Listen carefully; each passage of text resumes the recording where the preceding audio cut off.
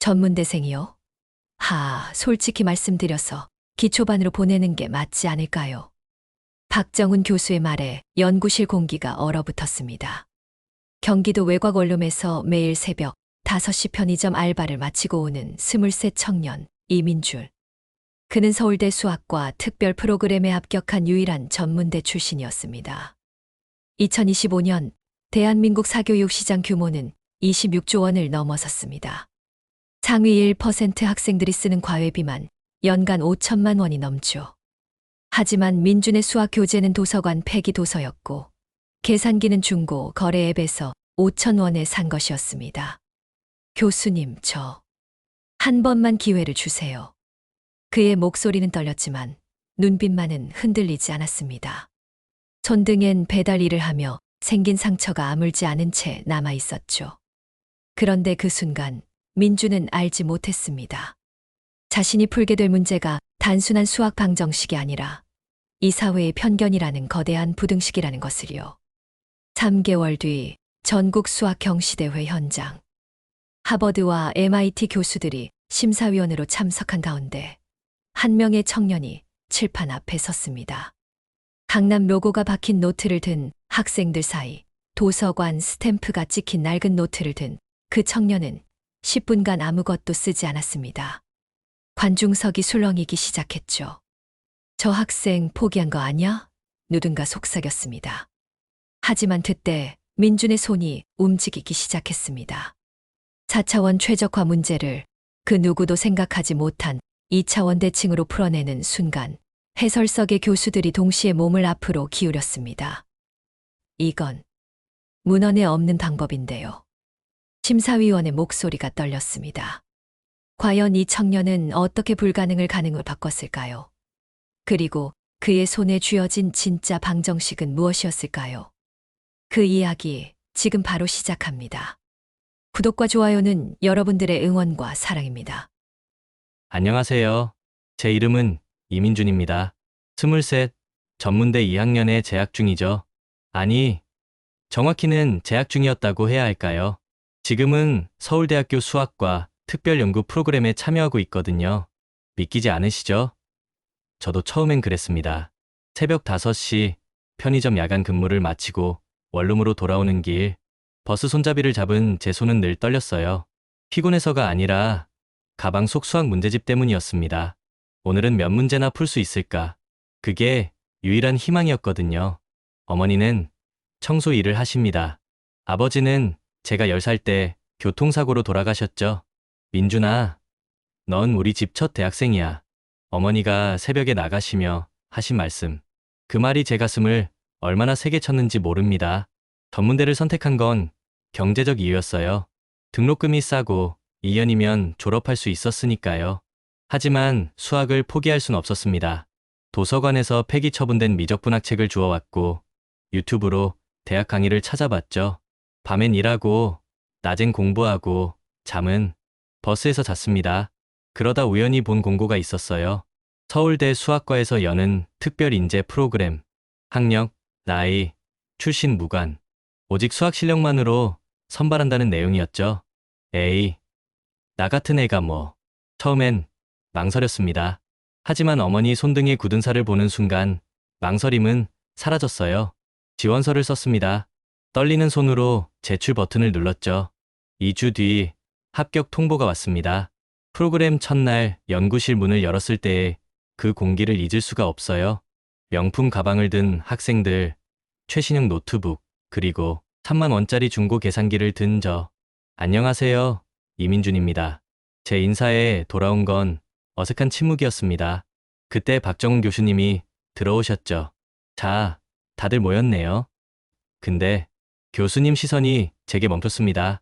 민준 씨, 학력란에 전문대라고 되어 있던데 혹시 잘못 기재한 거 아닌가요? 아니요, 교수님. 맞습니다. 이 프로그램이 생각보다 난이도가 높은데 괜찮겠어요? 기초반으로 옮기는 게. 그 순간 제 심장이 쿵 내려앉았습니다. 하지만 어머니 얼굴이 떠올랐어요. 한 번만 기회를 주세요. 증명해 보이겠습니다. 교수님은 잠시 저를 보시더니 고개를 끄덕이셨습니다. 좋아요. 그럼 첫 과제부터 시작해 봅시다. 칠판에 적힌 문제는 위상수학 증명이었어요. 30분 안에 풀어야 했죠. 다들 펜을 잡고 노트에 뭔가를 빠르게 적어 내려갔습니다. 저도 시작했어요. 편의점에서 외웠던 정리들, 버스 안에서 그렸던 도형들이 머릿속에 펼쳐졌습니다. 25분 뒤, 제가 손을 들었어요. 다 풀었습니다. 교수님이 놀란 표정으로 제 답안을 가져가셨죠. 한참을 보시더니 천천히 고개를 드셨습니다. 민준 씨, 혹시 누구한테 도움받았어요? 네, 아니요. 제가 풀었습니다. 이 문제 답은 맞는데 정말 혼자 푼 거예요? 주변 학생들이 웅성거리기 시작했습니다. 저 사람 컨닝한 거 아냐? 속삭이는 소리가 들렸어요. 얼굴이 화끈거렸지만 전 똑바로 교수님을 봤습니다. 교수님, 제가 어떻게 풀었는지 칠판에 설명해도 될까요? 교수님이 분필을 건네셨고 전 칠판 앞에 섰습니다. 손이 떨렸어요. 하지만 문제를 보는 순간 떨림은 사라졌죠. 증명 과정을 하나하나 적어 내려갔습니다. 정의부터 시작해서 보조 정리, 그리고 결론까지. 여기서 핵심은 경계가 열려 있다는 점입니다. 많은 분들이 닫힌 집합으로 착각하시는데 문제 조건을 보시면 설명을 마쳤을 때 교실은 조용했습니다.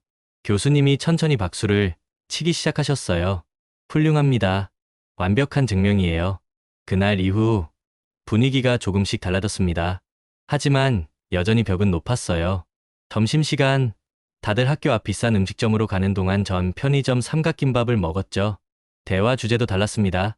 애들은 유학 이야기, 교환학생 경험담을 나눴지만 전 끼어들 틈이 없었어요. 그러던 어느 날 한 여학생이 다가왔습니다. 서연이었어요. 민준아, 이 문제 좀 봐줄래? 처음으로 누군가 제게 도움을 청했습니다. 기분이 이상했어요. 좋으면서도 떨렸죠. 어디 보자. 아, 여기서 미분 순서를 바꿔야 해. 이렇게. 우와, 진짜 금방 풀어내네. 어떻게 이렇게 빨리 보여? 그냥 많이 풀어봐서. 서연은 웃었습니다. 그 웃음이 따뜻했어요. 그날부터 서연과 자주 이야기를 나눴죠. 걔는 서울대 수학과 3학년이었고 집안이 수학자 집안이라고 했어요. 할아버지도 아버지도 교수였대요. 부럽다. 서연아, 넌 어릴 때부터 수학 가까이 있었잖아. 그렇긴 한데 그게 꼭 좋은 것만은 아니야. 부담도 크거든. 서연의 눈빛이 잠시 어두워졌습니다. 전 그 이유를 나중에 알게 됐죠. 프로그램이 진행되면서 과제 난이도는 점점 높아졌어요. 어느 날 교수님이 중요한 공지를 하셨습니다. 다음 달에 전국 수학 경시대회가 있습니다. 이번엔 특별해요. 하버드, MIT 교수들이 심사위원으로 오고 우승자는 국제학회 초청과 전액 장학금을 받게 됩니다. 우리 프로그램에서 5명을 선발할 예정이니 다들 준비하세요. 교실이 술렁였습니다. 다들 눈빛이 달라졌어요. 전 손을 꽉 쥐었습니다. 이게 기회야. 어머니께 뭔가 보여드릴 수 있는. 그날 밤 편의점 알바를 마치고 원룸으로 돌아왔어요. 책상에 앉아 문제집을 폈죠. 시계를 보니 새벽 2시. 피곤했지만 잘 수가 없었습니다. 한 문제, 두 문제, 세 문제. 어느새 동이 트고 있었어요. 선발 시험 날이 왔습니다. 시험장에 들어서는데 다들 여유로워 보였어요. 어떤 학생은 웃으며 이야기를 나누고 어떤 학생은 편하게 스트레칭을 하고 있었죠. 전 손에 땀이 났습니다. 자, 시작합니다. 문제지를 받았어요. 첫 문제부터 숨이 막혔습니다. 2차 형식의 고유값 분해. 배운 건데 응용이 복잡했어요. 손이 떨렸지만 차근차근 풀어나갔습니다. 2시간 뒤 시험이 끝났어요. 결과는 3일 뒤 발표됐습니다. 복도 게시판 앞에 학생들이 모여 있었어요. 전 뒤에서 발표를 봤죠. 1등부터 5등까지 이름이 적혀 있었습니다. 1등 최서연, 2등 김태윤, 3등 박지민, 4등 이현우, 5등 정수아. 제 이름은 없었습니다. 가슴이 무너져 내렸어요. 다리에 힘이 풀렸죠. 그때 뒤에서 목소리가 들렸습니다. 민준아, 서연이었어요. 걔 눈이 빨갰습니다. 미안해. 내가 할 말이 있어. 뭔데? 서연이 가방에서 마닐라 폴더를 꺼냈어요. 이거 우리 아빠가 준 거야. 시험 예상 문제. 뭐? 아빠가 심사위원 중 한 명이랑 아는 사이거든. 그래서 미리 비슷한 유형 문제들을 받았어. 나만 아니야. 다른 애들도 다 알고 있었어. 순간 머리가 하얘졌습니다. 손이 떨렸어요. 분노가 치밀어 올랐죠. 그럼 나만 몰랐던 거야? 나만 바보처럼? 민준아, 정말 미안해. 나도 잘못된 거 알아. 근데 거절할 수가 없었어. 집안 기대가 신고할 거야. 제 목소리가 차갑게 나왔습니다. 서연이 눈물을 흘렸어요. 그래, 해. 내가 잘못했어. 하지만 전 신고하지 않았습니다. 왜냐하면 제 방식은 이기는 것이지 누군가를 무너뜨리는 게 아니었으니까요. 대신 전 더 열심히 하기로 했어요. 복도 바닥에 주저앉았습니다. 눈물이 났지만 흘리지 않았어요. 그때 누군가 제 옆에 앉았습니다. 엘레나 과장님이었어요. 프로그램 코디네이터셨죠. 민준 씨, 괜찮아요?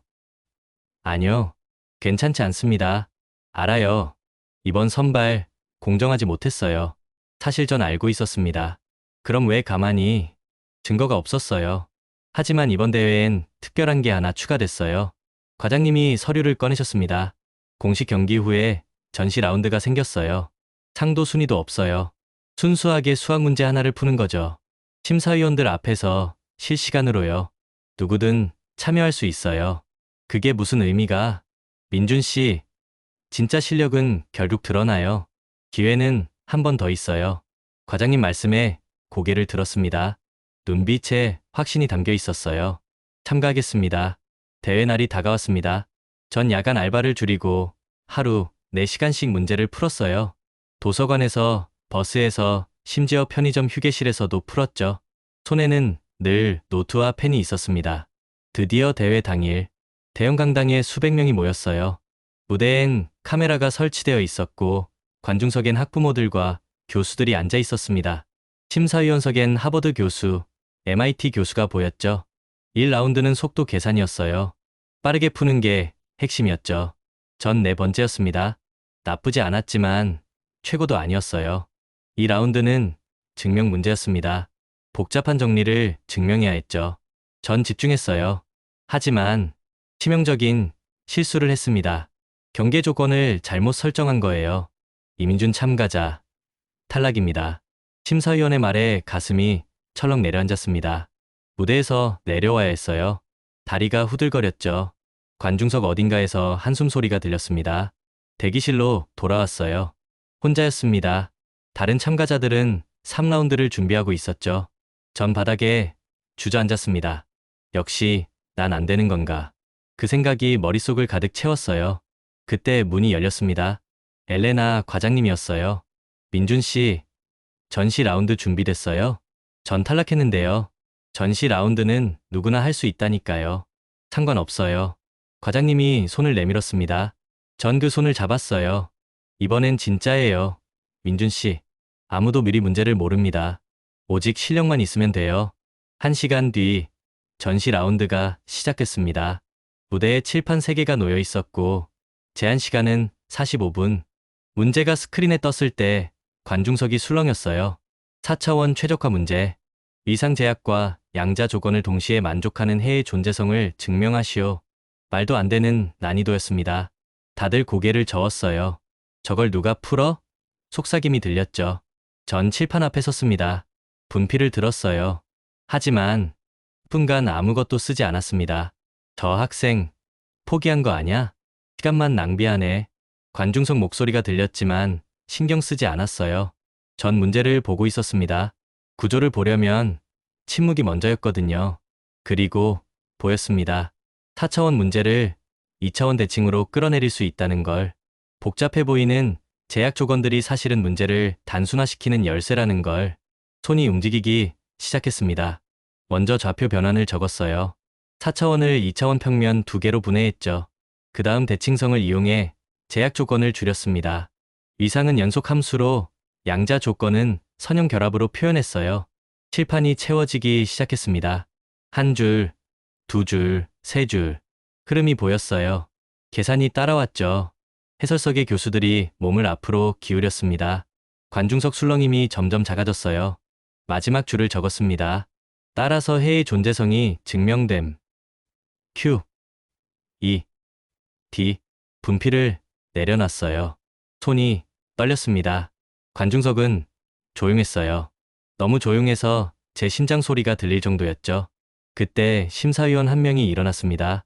하버드 교수였어요. 잠깐만요. 지금 이 방법, 문헌에 없는 방법인데요. 다른 심사위원들도 웅성거렸습니다. MIT 교수가 칠판 앞으로 걸어왔어요.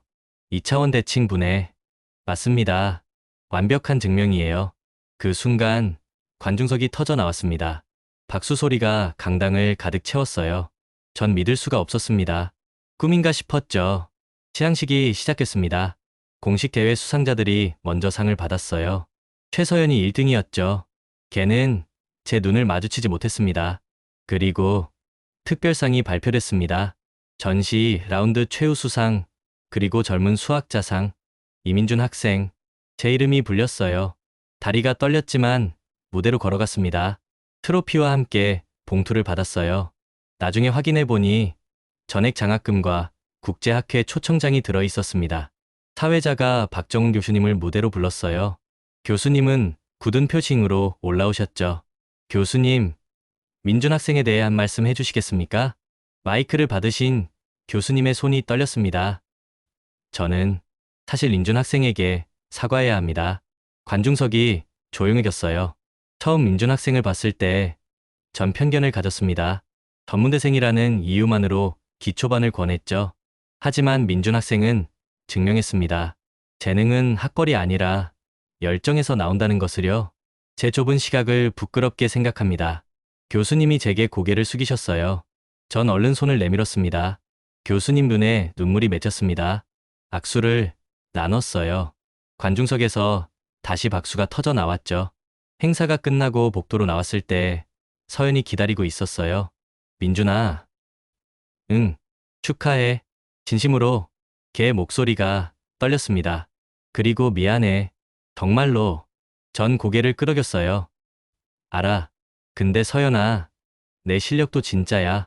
그건 아무도 부정 못해. 서연이 눈물을 흘렸습니다. 처음으로 진짜 웃음을 지었어요. 밖으로 나왔을 때 어머니가 서 계셨습니다. 청소일 끝나고 달려오신 거였어요. 손엔 아직 고무장갑 자국이 남아 있었죠. 엄마, 민준아. 어머니가 절 꼭 안아주셨습니다. 얼마나 오랜만인지 모를 포옹이었어요. 엄마 아들, 잘했어. 정말 잘했어. 어머니, 목소리가 떨렸습니다. 전 참았던 눈물을 흘렸어요. 트로피를 어머니께 건넸죠. 엄마, 이거 엄마 거예요. 아니다. 이건 내 거야. 아니에요. 엄마가 새벽마다 나가시면서 해주신 말들, 그게 저한테 가장 큰 방정식이었어요. 엄마 손에 굳은 살이 제 좌표였고요. 어머니가 다시 절 안아주셨습니다. 그 품이 세상 어떤 트로피보다 따뜻했어요. 다음 날 연구실로 돌아왔습니다. 분위기가 달라져 있었어요. 다들 제게 축하 인사를 건넸죠. 민준아, 정말 대단하더라. 어떻게 그렇게 빨리 풀 생각을 했어? 전엔 듣지 못했던 말들이었습니다. 기분이 묘했어요. 좋으면서도 씁쓸했죠. 이제야 인정받는구나. 엘레나 과장님이 절 따로 부르셨어요. 민준 씨, 축하해요. 그런데 말이에요. 네, 사실 제가 민준 씨 풀이 과정을 계속 모아뒀어요. 과장님이 파일을 꺼내셨습니다. 제가 풀었던 문제들, 증명 과정들이 정리되어 있었어요. 왜요? 언젠가 필요할 것 같아서요. 민준 씨 방식은 독특해요. 남들이 복잡하게 갈 때 단순하게 가거든요. 이게 진짜 수학자의 자질이에요. 과장님 말씀에 가슴이 뭉클했습니다. 감사합니다. 과장님이 아니었으면 전 포기했을 거예요. 아니에요. 민준 씨 스스로 해낸 거예요. 전 그냥 문만 열어줬을 뿐이죠. 그날 오후 박정훈 교수님이 절 연구실로 부르셨어요. 긴장됐습니다. 민준 군, 앉아요. 네, 교수님. 교수님은 한참 저를 보시다가 입을 여셨어요. 내가 자네한테 한 말들 정말 미안하네. 가정과 편견이 내 눈을 가렸어. 교수님, 자네를 보면서 깨달았어. 내가 얼마나 많은 학생들을 그런 식으로 판단했을까. 학벌로 배경으로. 수학은 그런 게 아닌데 말이야. 교수님 목소리가 떨렸습니다. 앞으로는 달라질 거야. 자네 덕분에 배웠네. 교수님, 저야말로 배웠습니다. 교수님 수업 덕분에 여기까지 왔어요. 진심이었습니다. 교수님의 엄격한 가르침이 있었기에 전 더 단단해질 수 있었거든요. 며칠 뒤 국제학회 초청장이 정식으로 왔어요. 미국 보스턴에서 열리는 세계 수학자 대회였죠. 전액 지원이었습니다. 엄마, 저 미국 가요. 정말? 우리 민준이가? 네, 제 논문도 발표할 수 있대요. 어머니는 기쁨과 걱정이 섞인 표정을 지으셨어요. 조심히 다녀와야 해. 그리고 민준아. 네, 자랑스럽다. 엄마 아들이 세계 무대에 서다니. 어머니 목소리가 또 떨렸습니다. 전 어머니 손을 꼭 잡았어요. 출국 전날 동네를 걸었습니다. 편의점을 지나쳤어요. 사장님이 손을 흔들어 주셨죠. 민준아, 신문 봤어. 우리 알바생이 대단한 일을 해냈더라고. 감사합니다, 사장님. 앞으로도 잘하고 나중에 유명해지면 우리 가게 사인 하나 해줘. 사장님이 웃으셨습니다. 그 웃음이 따뜻했어요. 이발소 앞을 지날 때 유리창에 신문기사가 붙어 있었습니다. 전문대생 불가능을 풀다라는 제목이었죠. 그 앞에 한 소녀가 서서 기사를 읽고 있었어요. 아저씨, 이 오빠 진짜 전문대 다녀요? 그럼 신문에 나와 있잖아. 우와, 나도 할 수 있을까? 소녀가 눈을 반짝였습니다. 전 다가가서 말했어요. 할 수 있어. 내가 원하고 노력하면. 소녀가 고개를 들어 저를 봤어요. 오빠가 그 사람이에요? 응. 우와, 사인 받아도 돼요? 소녀가 공책을 꺼냈습니다. 전 웃으며 사인을 해줬어요. 꿈은 주소가 아니라 열정에서 자란다라고 적었죠. 보스턴 학회는 꿈 같았습니다. 세계 각국의 수학자들이 모였고 제 발표는 큰 관심을 받았어요. 하버드 교수님이 직접 찾아오셨죠. 민준 씨, 우리 대학원에 관심 없나요? 정말요? 물론이죠. 전액 장학금에 연구비도 지원됩니다. MIT 교수님도 오셨어요. 우리 쪽도 제안하고 싶은데요. 갑자기 여러 대학에서 러브콜이 왔습니다. 믿을 수가 없었어요. 학회가 끝나고 한국으로 돌아왔습니다. 공항에 어머니가 나와 계셨어요. 엄마, 잘 다녀왔니? 네. 그런데 엄마, 제안이 많이 왔어요. 외국 대학에서. 어머니, 표정이 복잡해졌습니다. 가고 싶니? 모르겠어요. 근데 엄마 혼자 두고 가는 건. 민준아, 어머니가 제 손을 잡으셨어요. 엄마는 괜찮아. 내가 원하는 거 해. 그게 엄마 소원이야. 엄마, 내가 행복하면 엄마도 행복해. 전 어머니를 꼭 안았습니다. 결정은 아직 못 내렸지만 어머니의 사랑만큼은 확실히 느낄 수 있었어요. 며칠 뒤 서연이 연락을 해왔습니다. 민준아, 커피 한잔 할래? 그래, 카페에서 만났어요. 서연은 한결 밝아 보였습니다. 아빠랑 긴 대화를 했어. 그래? 응, 이제 내 길을 가기로 했어. 아빠 기대가 아니라 내가 원하는 수학을 하기로. 잘했어. 민준아, 고마워. 내가 보여준 용기 덕분에 나도 용기를 낼 수 있었어. 서연이 웃었습니다. 진짜 웃음이었어요. 그리고 말이야, 우리 같이 공부하지 않을래? 내가 어느 대학을 가든 같이 연구하면 좋을 것 같아. 좋아. 그러자. 악수를 나눴습니다. 이번엔 친구로서의 악수였죠. 연구실로 돌아왔을 때 엘레나 과장님이 기다리고 계셨어요. 민준 씨, 좋은 소식이 있어요. 뭔데요? 이번 프로그램이 정식 과정으로 확대됩니다. 학력과 배경에 상관없이 재능 있는 학생들을 선발하는 거예요. 정말요? 네. 민준 씨, 덕분이에요. 민준 씨가 증명했잖아요. 재능은 어디서든 나올 수 있다는 걸. 가슴이 벅차올랐습니다. 그리고 민준 씨, 이 프로그램 멘토로 참여해 줄 수 있을까요? 민준 씨처럼 어려운 환경에 있는 학생들에게 희망을 주고 싶어요. 제가요? 네. 민준 씨가 최적의 인물이에요. 고민할 필요도 없었습니다. 하겠습니다. 박정훈 교수님도 변화하셨어요. 수업 방식을 바꾸시고 학생들을 배경이 아니라 실력으로 평가하기 시작하셨죠. 어느 날 교수님이 말씀하셨습니다. 민준 군 덕분에 내가 다시 배웠네. 선생의 역할이 뭔지 말이야. 교수님도 저한테 많이 가르쳐 주셨어요. 아니야. 자네가 내 선생이었어. 그 말씀에 고개를 숙였습니다. 몇 달 뒤 첫 멘토링 수업이 시작됐어요. 10명의 학생이 왔는데 다들 배경이 달랐습니다. 전문대생, 검정고시 출신, 지방 고등학생. 하지만 눈빛만은 똑같았어요. 수학을 향한 열정. 안녕하세요. 전 이민준입니다. 학생들이 저를 봤어요. 여러분이 어디서 왔는지는 중요하지 않아요. 중요한 건 어디로 가고 싶은지예요. 한 학생이 손을 들었어요. 선배님, 저는 형편이 어려워서 학원을 못 다녀요. 그래도 할 수 있을까요? 할 수 있어요. 저도 학원 한 번 안 다녔거든요. 학생의 눈이 반짝였습니다.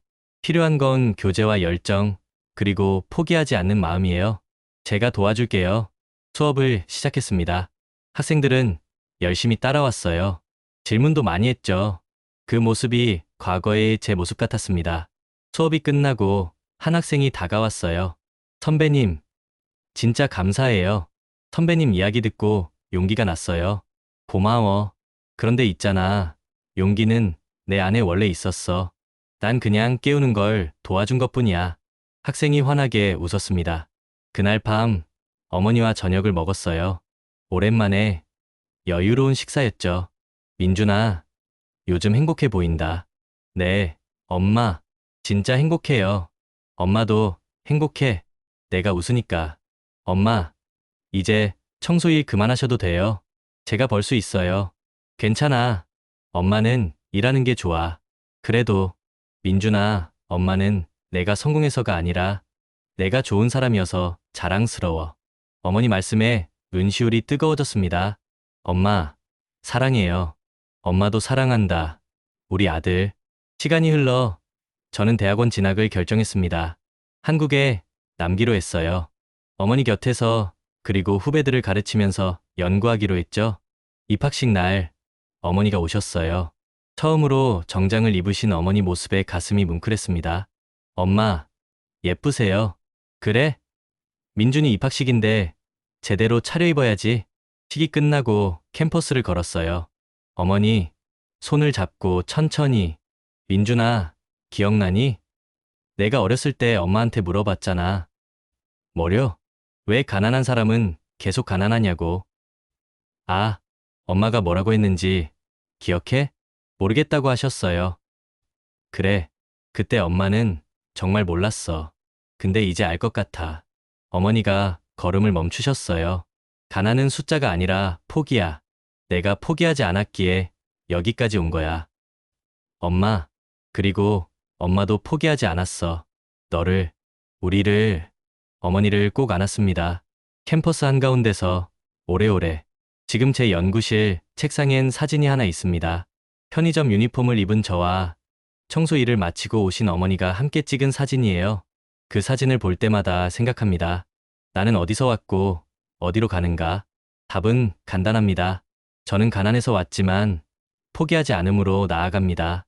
학벌이 아니라 열정으로, 배경이 아니라 노력으로. 그리고 이제 저는 압니다. 진짜 방정식은 칠판에 있는 게 아니라 우리 삶 속에 있다는 것을요. 노력 곱하기 열정 더하기 포기하지 않는 마음 같다. 희망이라는 방정식 말이죠. 이 이야기를 듣는 누군가가 있다면, 특히 지금 힘든 환경에서 꿈을 키우는 분이 계시다면 말씀드리고 싶습니다. 여러분의 주소, 학교, 통장 잔고는 여러분을 정의하지 않습니다. 여러분을 정의하는 건 여러분이 포기하지 않고 나아가는 그 발걸음입니다. 재능은 우편번호가 아닙니다. 그리고 편견이 사라질 때 가장 아름다운 해가 나타납니다. 제가 증명했습니다. 여러분도 할 수 있습니다.